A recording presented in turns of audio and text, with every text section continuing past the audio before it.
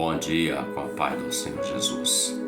Evangelho de Lucas, capítulo de número 24, o verso de número 21, ele declara o seguinte: E nós esperávamos que fosse ele o que remisse Israel, mas agora com tudo isso é já hoje o terceiro dia desde que estas coisas aconteceram. Dois discípulos que estavam saindo de Jerusalém em direção a Emaús. Eles estavam comentando durante o caminho acerca das coisas que havia acontecido. Jesus havia sido preso, crucificado, morto e sepultado.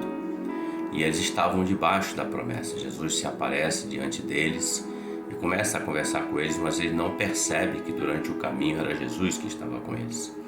E esse é o texto que lemos, onde eles declaram: e nós esperávamos que fosse ele o que remisse Israel.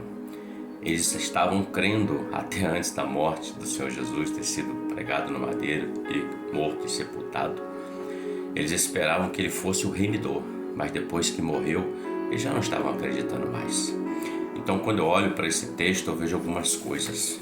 Por exemplo, todas as vezes que nós recebemos notícias ruins, notícias difíceis, essas muitas das vezes eram sentimentos em nós. Sentimento de incredulidade, sentimento de querer voltar ao passado, sentimento de medo, de desespero, sentimento de dor, de lamento. Veja que eles estavam saindo de Jerusalém em direção a Emaús, mas a ordem que o Senhor disse era: fiquem em Jerusalém até que do alto vocês sejam revestidos de poder. O Senhor havia dito para eles que ele ressuscitaria ao terceiro dia. E eles esqueceram dessa promessa porque a notícia era ruim. Muitas das vezes estamos assim, recebemos notícias tristes, terríveis, e elas mexem com a nossa fé, a nossa esperança. Às vezes nos querem fazer voltar ao passado, desistir daquilo tudo que o Senhor já fez através de nós, e às vezes abandona-se a fé, a carreira que está proposta. Mas eu quero refletir com você o seguinte no dia de hoje: existe uma promessa, e a promessa ela é maior do que a dor, do que o lamento, do que o sofrimento, do que o desespero. A promessa ela não se acaba, e Jesus prometeu que um dia ele voltaria para tomar a sua igreja. Esse dia hoje está mais perto do que nunca.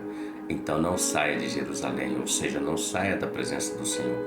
Não vá em direção a qualquer outro lugar, não volte ao passado, não caia na incredulidade, não volte ao mundo, não deixe que a dor, o medo, o desespero te afaste da promessa.